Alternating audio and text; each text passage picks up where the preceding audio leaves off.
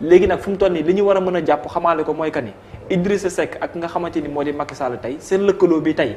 ndax am na leneen loo xamante ni war na ko mën a jëmal Sénégal ci kanam benn laaj bi nga xam ne mooy njëkk ñi nekk ci plateau bi daañu ci tontu mais bi may njëkk a dugal te nga xamante ni moom laay doon jox ki nga xam ne mooy Dame Mbodj mooy te ndax moom day confirmer wala moom day dal di rek maanaam dem ca geneen wet ga lëkkaloo Idrissa Seck ak Macky Sall mën na indi ab jaxasoo wala ay danger yoo xam ne mën na yor Sénégal. waaw jërëjëf Babacar man de wax dëgg yàlla jàngat bi ma siy def maa ngi koy wax depuis ñoom ñaar ñu ànd tudde seen bopp coalition Mburoog Sow man li ma jàpp mooy coalition Mburoog Sow moom biir buy daw rek la mën a li ma jàpp mooy que ni seen lënkaloo bii li tubaab naan alliance contre nature maanaam danoo bokk li nu bëgg ba noppi bëgg a ànd te loolu ñu bëgg foog kenn ko ciy gob bi c'est-à-dire du dem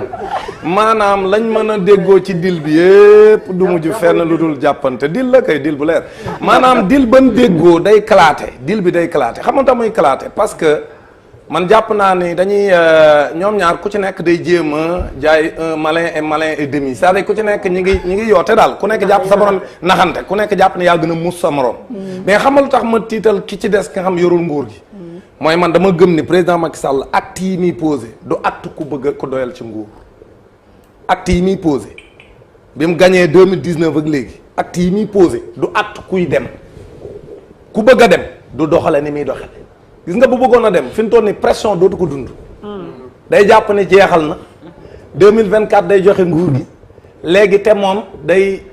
xool peut-être kum jàppale dem yoonam parce que bëgg nañ quand même bu ñuy dem ki leen di wuutu bañ leen a topp loolu dong nga doon pression bi ko waroon a dese mais man jàpp naa ne acte yi muy posé du acte boo xam si daa bëgg a yàkkal Idrissa Seck nguur comme ni ko yenn militant wu réew mi gëmee man li ma gëm mooy que ni Idrissa Seck sera le plus grand perdant pourquoi parce que ñaari éventualité bu ci am moom da ciy ñàkk soit président Macky Sall day jéem a forcer pour def un troisième mandat ñun duñu ko nangu ñun waa société civile loolu moom lu ñu waxtaane ba teg la wax dëgg yàlla loolu moom nëbbatuwun ci moom mënta nekk candidat 2024 bu demee ba xam ni ñun duñ ko may loolu et que xeex bi dina métti ci moom et que dina àgg foo xam jaru ko ci moom peut-être dana fàkkal keneen mais li ma gëm mooy buy fàkkal du fàkkal Idrissa Seck parce que président Macky Sall moo la gën a xam ne bu xoolee lee xew ca Mauritanie dina xam ni nga fàkkal koo xam ni yaakaar nga ni mën na laa ragal sa ginnaaw mën na laa jural musiba kon jàpp naa ne buy fàkkal dina fàkkal keneen ku dul Idrissa Seck donc effectivement non fàkkalagul genn man damaa gën a boppam lay fàkkal loolu laa gëm ba fi ma toll nii waaye nag tout dépend de la résistance bi nga xam mooy nekk ci kanam exactement bis bu demee ba xam ni sénégalais yi caaxaanun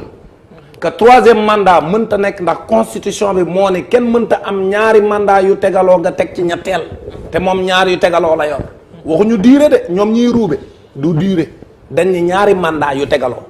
kenn mënu cee teg beneen muy ñetteel loolu la constitution bi wax kon moom mënta nekk candidat te ki koy ñawal ci mbirum constitution muy Ismaïla Madior Fall wax na ko waxati ko mu leer nañ moom président Macky Sall wax na ko waxati ko mu leer nañ bi mu tiitee nag ci xeex bi parce que guléet mu def discours boo xam daa tiit mooy discours 8 marsam boobu dafa tiitoon ko xool président Macky Sall xam ni guléet mu def discours jàkkaarloog Sénégalais yi tiit keroog dafa tiit discours boobu rek la mos a def ci tiit bi mu tiitee parce que nag nguur gi ñàkkoon na ko xam nga loolu lu leer la nguur gi moom presque ñàkkoon na ko parce que quand le pouvoir est dans la rue ku xam nguur da ngay xam ne nguur du caaxaan boo nekkee palais sentir ni ñu ngi naan xale yaa ngay xeex ña ngay lakk ña nga jege poste Médina mais kooku président bu toog ci palais lox surtout suñu président yu bëgg nguur yi noonu dafa lox keroog président Macky Sall dafa lox yan kàddu la yëkkati yu nduru kàddu lox laa ilaa rusement wax ni damay def troisième mandat loolu mos ko wax maanaam président Macky Sall dafa keroog dafa lox dafa tiit c'est-à-dire guléet mu dem man la depuis 2012 guléet président Macky Sall cédé guléet mu cédé devant les Sénégalais maanaam ñu xeex ak moom yëpp da daan gagné il a gagné tous les combats sauf le combat de début ñoom ñoo tax mu bàyyi non déggoo ma la moo ko sàkku moo ko fii mu leer nañ président Macky Sall moo sàkku kilifa diine ñaan moo sàkku sëñ Mountakha ñaan man Dame Mbodj duma wax déggoo ay firnde yu leer moo na ñaan leen ay firnde yu leer moom moo sàkku sëñ Mountakha ñaan parce que bu ngeen fàttalikoo sëñ Abdou Samad Mbacké génn sëñ Souhaïbou Mbacké. ci Abdou Samad Souhaïbou. Souhaïbou sëñ Abdou Samad Souhaïbou. génn na ci kanamu sénégalais yépp daan ne bi sénégalais naan na kilifa diine yi ñaan mu ne président Macky Sall sëñ Mountakha Mbacké ñaan na ko. maa ngi koy leeral sénégalais yépp mais ba mu ko ñaanee ñëpp xam nañ lam ca wax mooy ñaari sénégalais lañ yoo xam ne dañoo jàppante man dossier bi yegg seegul ci man. mu ne ko moom sang bu tedd ne ko bu yegg seeg ci yow nag ci wis ndox mu sedd ndax moo gën ci yow gën ci réew. te loolu may ma rek ma daane da dagguma la sax mais dama lay indil confirmation parce que gis nañu en même temps aussi xalif bu Medina Baye mu waxee kàddu yi ni mel ne ñi yaakaar ne nekkuñu ñun di ñaan ñu ngi ñaan mais dafa nit ñoo xam ne seen intérêt bopp la ñuy sàmm. ba duñu dégg voilà donc kilifa diine yi danoo ñaan mayu leen booba daa jàppoon ne moom lim mooy dëgër na rek ci sagar la mooy léegi nag bi affaire bi jaxasoo léegi moom ci boppam ban ko ñaanee defu ko te ku xam nga sunu sax ñun suñu kilifa diine yi teguñ leen ay citoyen ordinaire de dañuy wax ci baatin sëñ Mountakha lim ko wax ju leer loolu moo gën ci yow gën ci réew mi kon gis nga ni kon bu defoon nam ko fukki nit ak ñeent yi ci seen bakkan rot mënoon na caa bañ a yegg bu fekkoon te loolu am na aussi gis nañ ni lii nga xam moo ko dal parce que léegi moom pare na ci 3e mandat bi jàpp naa bu dee moom day xalaat parce que xam na ni comme ni ngeen ko waxee sénégalais bu ñamee mu wóor ku ni kon léegi nooy na day ñama du bàyyi ñun xam dañ ne président Macky Sall du bàyyi mais sénégalais duñ bàyyi de maanaam bis bu fi jéemee naan 3 bala moo yegg ci mandat dañuy taxaw jàmmaarloo ak moom pacifiquement nag comme niñ ko waxee pacifiquement ci jàmm mais dañuy taxaw tem ni ko mënoo nekk candidat kon nag bi mu demee ba jaxasoo moom président Macky Sall lan ko ñaanoon defu ko woon ba dëkk bi tàkk jaxasoo moom moo ñaan pour kilifa diine yi ñaan bu ma defee ñu ñaan ñun ñu bàyyi loolu moo andi jàmm am ci dëkk bi ñaan leen ma may leen ngeen sant noonu la demee mais li ñuy wax naan non est booba parce que président Macky Sall ba ko kilifa diine yi di ñaan booba daa defoon na yore na doole xam nga c'est que nag c'est normal xamul tax il avait remporté tous les combats. Exactement. dafa remporté le combat sur le parrainage ñu ne ko d'accord mu force ñu teg ay chaaram xeex ak ñun keroog mun ñu sax accéder ñun ñëpp kenn mënut a accéder ville bi. accéder ci ville bi c'était extrêmement difficile mu teg ay chars dans tous les coins de Dakar. teg ay policiers mais ki gendarme mu defaat loolu ci bi muy tëj Khalifa Sall defaat loolu ci bi muy tëj Karim Wade maanaam tous les combats yu mag yi Macky Sall dafa ñëw jaay doole ñun ñi waaye léegi nag bii yoon ñu bett ko. parce que moi j'ai toujours dit que en Afrique pour nga xeex ak sunu nguur yi doo dajale sa li nga am lépp ci benn place boo dajalee sa li nga am lépp ci benn place nooy xeex ak moom gis nga quand les foyers étaient éclatés mais amoo benn gendarmerie bu ko mën a surveiller buñ la nee ñee nga Caaroy ñee nga Yoof ñee yéen xam nga yéen journalistes yéen ay couvrir moo taxoon sax ñoom ñu bañoon kenn couvrir ko waa Yoof génn nañ waa Caaroy génn nañ ñee et cetera ñëpp nee nañ ña ngay marche et cetera fois maanaam lieu de manifestation yi bari mais amul benn police bu ko mën a couvrir ñun dañoo doo futul maanaam bu yaakaaree ne la amoon ca parrainage ba yeneen ni mooy am maanaam dañuy dajale leen am lépp ci benn place ñëw taxaw naan dañuy compte non loolu kenn dootu ko fi def li mën a nekk mooy moom day respecter constitution bi teg ko ci yoon parce que ñun ci yoon lañ bëgg mu teg lépp parce que réew constitution moo ko yor constitution bi comme nee na ko mënoo nekk candidat na organiser élection yu leer yoo xam ne fichier bi dañ koy teg ci table ji càmbar ko képp ku ci wër te nekk ñu dindi la képp ku ci war a nekk ñu dugal la parce que xale yii doon doog a am 18 ans ci élection yi passé ak i 19 ans dañ leen a tere woon ñu voter dañ leen a bindal ne peut pas voter pourquoi parce que renseignement yi wax nañ ko ne ko tout tànk yi ànduñoo ak yow suñu voté en masse doo gagné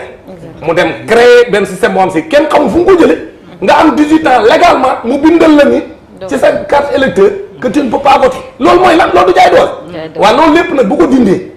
fichier bi ñu càmbar ko mu jaar yoon te ñun ci loolu lañ nekk te am nañ sax expert bu ñu jël ñun waa coalition citoyenne le peuple dina ko présenter incha allah du yàgg li nga xam moom mooy suñuy contribution ci fichier bi leer ñëpp yem ci ku ci war a nekk ci ku ci wërta nekk doo ci nekk ñu dem ci élection yi leer ko Sénégalais yi wóolu fan la ñun lii leen gëm ni mooy jur jàmm mais président Macky Sall moo ñaan encore une fois je le répète pour que yëf yi dal parce que bu dalul woon baaxul ci moom ndaxte borom dañ ne borom caq mooy borom baatum ne borom baatum ne moom lan moo ko ci mënoon a fekk li ko ci mënoon a fekk mooy ñàkk nguur gi maam ànd bi day jël nguur gi wala gars yi dañ jënd ko day ñàkk nguur gi maanaam xam nga réew peuple bi moo yore doole ji fii kenn amu fi doole peuple bi moo yore doole ji c'est vrai peuple bi moo yore doole ji doole ji peuple moo ko yore li may laaj ma da ngaa njortoon coup d'état wala non du coup d'état mooy waxe lan peuple bi lim yor kay bu ko jëlaatee loolu du coup d'état naka la koy jëlaat moomatuñ sunum réew naka la koy jëlaatee yéen loolu du coup d'état xam nga ne la xew Mali gis nga Mali bi M5 génnee France dem yore seen làmmiñ bu rëy naan non léegi coup d'état lañ bëgg a def loolu du coup d'état quand le peuple souverain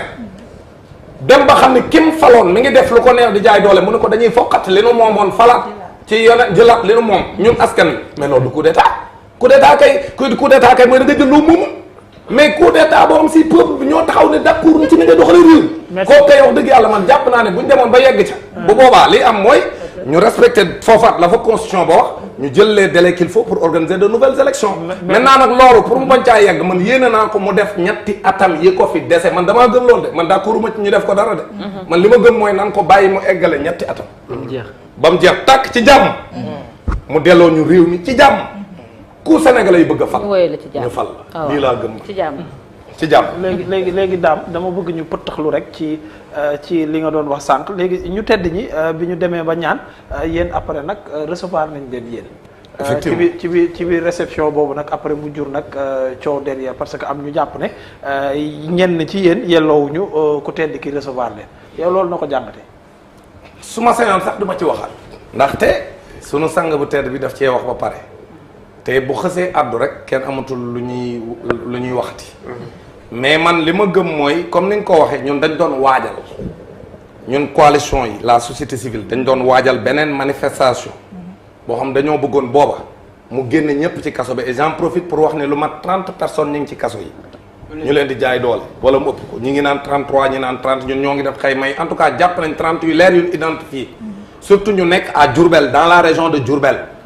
nga xam ne ñu ngi leen téye ci kaso yi ci jaay doole ci même man mais kii doon lay mbili gi kay mun ñu koo bàyyi mu nekk nag di woore këram ba noppi nag ki doon ñi doon lay mbili gi sax génne nañ leen ba noppi bàyyi doomu jàmbur yoom dañoo manifesté ñu dem jàpp leen téye leen ci kaso yi ba heure bii donc dañoo wax nañ leen libéré booba li ñu doon kaas mooy libéré gun ñi ci des parce que am na ñun bàyyi woon ci ñun man mii ca laa bokkoon ñu tegaloon ma ndëgg sërëx boo xam ne moom ci kaso bi laa naroon dee parce que ñetti chef d'accusation lañ ma def trouble à l'ordre public seen waxi daf yooyu rek ay xoloot man mu egsee ci garde à vue bi ñu ni ma loolu lañ lay toppee dama doon ak sama avocat ma ne ko waaye ñii luñ ma naroon mun ma la tëj ci kaso bi yooyu génne saa yi dégg naa moom lañ doon kaañoo muus ma la muus mi laa yore wax ci lu ko neex muus ma sol muus ma damay nuroog di po non moom li ci nekkoon du ma ko wax parce que sénégalais yi spéculé nañ ci ñii nee nañ ay téere ci nekkoon ñii naan ay lee ci nekkoon ñii naan ay dàmbooj benn man dégg naa sax njordee ci nekkoon ñii naan njordee ci nekkoon ñii naan ay banana ci nekkoon mu ne wax nañ ko maanaam daal mais loolooy intérêt wu Sénégal c'est-à-dire ku nekk na wax li mu xalaat rek waaye la ca biir nag man rek maa ko xam gis nga ña ma ñëwoon jël sax xamuñu mais ñëwoon ca biir ña ma jël si woon sax dañ maa jël fay dugal seen oto yóbbu suma mais kenn kii ma ci mais li ma bëgg a wax foofu ci gàttal mooy que ni bi ñu defee loolu ba waajal ne léegi dañuy manifester nag pour président Macky Sall génn ñi ci kaso bi booba Clédor Sène génnagul bokk ci sunu mouvement boobu Guy Marius Sagna génnagul naam Guy bokkul ci comité d'initiative u coalition citoyenne le peuple mais lépp lu ñuy def dañ ciy waxtaan parce que ñun entre nous ñoo bokk lépp ñun société civile amuñu benn xaar ma yàlla suñu biir moo tax mooy dañ doon exiger ñu bàyyi ko ñuy exiger également ñu bàyyi Assane Diouf parce que Assane Diouf aussi dafa bokk suñu coalition ñun léegi nag bi loolu amee ñu koy waajal ci la sëñ Mountakha yabal ab délégation bu jógee Touba ki ko diriger di sëñ Bassirou Mbacké Porokhane mu ñëw fekk suñu fii ci Ndakaaru muy lu rafet parce que buñ ñu woon ñëw leen ñu dem parce que sëñ Mountakha comme moo nga wujj ko buñ ñu woon ñëw leen Touba man dama ne gars yi lii lu rëy la bin ma woowee téléphone ni ma sëñ Mountakha nee na dañuy yónnee délégation ñun ñi nekkoon ci dossier bi fes ci man ni ko ma ak ñiy waajal te booba ñun ñoo ngi waajal man leen loolu de lu rëy la ci man ndaxte man de sëñ Mountakha bu ñu woon ñëw leen léegi it nag ñu taal suñuy oto fekki ko moom sunu sang boobu Mbàkke mais mu defal ñu cër boobu yónnee ñu délégation bu rëy ñu ñëw fekk ñu fii Dakar ci ab benn hôtel ñu toog di waxtaan ñun ñi ci laale ñëpp Ousmane Sonko nga fa woon ak délégation ñun ñi coalition citoyenne ñoo nga fa woon ak suñu délégation ñoom Aïda Mbodj mooy moom mi nekkoon avocat Sonko ca assemblée ak ñeneen ñëpp giraas yi ay ñoom Cheikh Bamba Dièye ñun ñëpp ak waa Y'en a marre ak képp koo xam ne daal yaa ngi doon yëngatu ci dossier bi yaa nga fa woon ak ñoo lànk bi ñu defee loolu mënuñu sëñ Mountakha nee na ngeen teg lépp ci suuf lii ngeen di waajal ngeen teg ko ci suuf ndaxte moo gën ci yéen moo gën ci réew su ngeen ko mayee dina ko siiwal Sénégal ne may ngeen ko su ngeen ko mayul dina ko siiwal bu paree ci yéen nag dina demit ci njiitu réew mi ak ñem àndal ni leen teg leen ci suuf moo gën ci réew mi gën ci yéen buñ ko mayee ñoom it dana ko siiwal ne may nañ ko ku ko ci mayul it dana siiwal ne mayoo ko waaw ñun ñu ni sëñ Mountakha du ñu ñaan ñuy jéem a sikki sàkka bam ñu ñaanee fasaase lan ne ko boo demee neel sëñ Mountakha lim ñu ñaan may nañ ko dakkal nañ lépp li ñu waajaloon te booba ku xam mooy man nii rek waxuma la yeneen association yi mais ñun suñu collectif rek ñu ngi may dégg am na benn structure de sérigraphie bu fi nekk fii defal nañu ñun rek suñuy t-shirt ak suñuy affaire ak suñuy kii kenn facture bu mag lañ ko fay bañ ca paree chapiteaux yi ak yi ñu waroon a jël ak yëpp pour suñu destination finale ak yooyu yëpp dañ koo waajaloon pour dajale nit ñi pour wax leen suñu détermination à ce que lii nga xam ne moo dugg sunum réew ñu teg ko ci suuf parce que day yàq sunum réew loola bam ñu ko ñaanee dañ koo def maintenant nag aujourd'hui président Macky Sall jàpp naa ne ñoom comme moom moo sàkk woon ñoom ñu ñaan lan ko ñaan moom def na ko parce que moo ko bëggoon ndax moom la arrangé non moom la arrangé en réalité parce que coow loolu arrangé wu loon keneen ku dul président Macky Sall man nee naa la yéene naa ko mu def ñetti atam ba mu jeex ci jàmm mu dem kon nag ñun lañ doon waajal baaxul woon ci kenn waaw loolu nag dañ doon waajal mooy manifestation pacifique mais nag pacifique yu tegu ci taxaw temm nag ni ko nag réew mi moomoo ko parce que réew mi ñun fa la ñu may sa teen de joor de xam nga lu ñu fal président de la république ñu jox la ab diir boo fi war a def bu diir bi jeexee nga dem ci jàmm comme ni ko ay moroomam defee lii rek lañ bëggoon kon nag man jàpp naa ni loolu amoon bi mu amee nag ñu dugal ci nag Sankar mooy li nga laaj noonu ban bëgguma ci woon wax mais nag ab journaliste mënu fee taxaw j'ai beaucoup de respect aux journalistes ñi ngi def seen liggéey normalement mais nag ab journaliste boo xam ne man damaa defoon ni nekkatul ci réew mi man jàppoon naa nekkatu fi parce que man gisatuma ko fenn man damaa jàpp ni nekkatu fi ndekete booba moom mi ngi fi ba léegi mu taxaw naan ñun waruñu woon a ànd ak diw di beddi ay nit ci ñun naan xale bi wur leen woon a recevoir mais ko xam sëñ Mountakha kay mooy ki da nga fa war a dem sax ndax mu jub sëñ Mountakha jàkkaarloog moom jàkk rek day jubal nit loolu laa gëm man sëñ Mountakha nga dem toog ak moom mu jël loxoom yu tedd yi teg ko sa loxo daal lay ñaanal rek man pour man boo ne woon ci lu jubati sax da ngay dugg ci lu jub surtout que kan cay gën a ŋàññ mooy kin jàpp ne day wër di tifaar ñooy day wër di tifaar xam nga luy tifaar maanaam day xorom waaw day xorom waxal xorom mu dem taxaw ca kanamu sëñ Mountakha ne ko man bis naka tey Mbàkke dootuma tifaar bàyyi naa tifaar loolu day lewatal léegi mu ne bis naka tey dafa jël engagement kon ku doon werante parce que xam nga Assane Diouf da doon toog a caag naan léegi tifaaratuma waaye damay xorom moo fa wax ca kanam sëñ Mountakha ne dootul xorom dootul tifaar bi nee na ko jégg damay jéggulu ci yow ndax sa nopp yi tedd yi waroon na dégg may tifaar waaye yéen loolu ñëpp war koo rafetlu loolu ñëpp war koo rafetlu am ab journaliste bu taxaw naan kooku kenn waru ko woon a recevoir waaw moom ñaari mbir ngay jàngat ci li mu wax maanaam kon sëriñ bi daa jàpp ne dañ koy manipuler sëñ Mountakha du ko ñuy manipuler sëñ Mountakha Mbacké képp ku nekk ci wetam dafa def yëfi manipulation dana la seppi sànni ca àll ba man loolu laa gëm ndax tey yow ku xam dayoom xam ne du nit ku ñuy manipuler kon moom daa yaakaar dañuy manipuler sëñ bi beneen bi mooy xanaa kon moom dafa jàpp ni sëñ Mountakha moom daa am ku muy bedd ci mbooloo mi parce que mbooloo mi ñun ñëpp mooy suñu kilifa ñun suñu xalif généraux yi ñooy suñuy kilifa ñun lu ñu am ci lu nu metti njaboot boo ko yoree da nga ci am ñu jub ak ñu jubati mais doo beddi kenn même ci sunu famille yi ku ci nekk ci sa kër bu fekkoonte ne maram baraanu kër gi ñëpp dañ koy seppi kon kër yëpp tas kër goo dem ak lu ñu leen tàggat ak lu ñu baax am nañ am maram baraan bu ne ci kër kon nag jàpp naa ne sëñ Mountakha ñun ñëpp dafa nekk suñu kilifa ñun buñ fa demee dañoo gëm ne dañ fay dem Touba pour defaru dañuy dem Tivaouane pour defaru dañuy dem Ndiassane pour defaru ñun sénégalais yi loolu lañ gëm kon duñ bedd kenn ci askan kon kooku dafa juum mais nag comme dem na toog ca kanamu sëñ ba ni juum na man jàpp naa ne wax ji féete na boor